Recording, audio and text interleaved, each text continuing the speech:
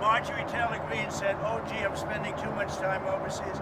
So let's say I don't meet with China. You know what's happened right now to Georgia and to every other state? They're not working because your magnets and your rare earths would have kicked in, and there wouldn't be a factory in the world that was working. If I didn't have a relationship overseas with China, with Japan, with South Korea, with all of them, Malaysia, I went to Malaysia, but visited many more countries than that. If we didn't do that, if we just stayed right here, you would right now have no factory anywhere in the world that would be working because of rare earth with China.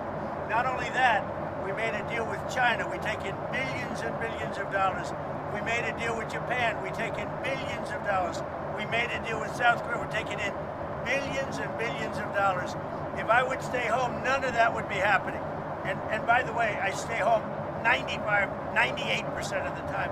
The last thing I want to do is travel 22 hours in an airplane, as nice as this plane is. So, you know, Marjorie Taylor Greene is not anyway, I mean, she is a very different thinking than I have. Something happened to her over the last period of a month or two where she changed, I think, politically. I think that her constituents aren't going to be happy.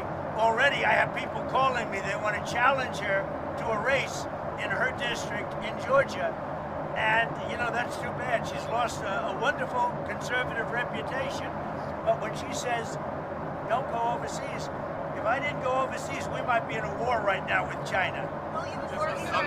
On Epstein, sir, Marjorie Taylor Greene, the congresswoman, was on CBS News. She was talking about how the files should be released. We anticipate that a vote will happen in the House.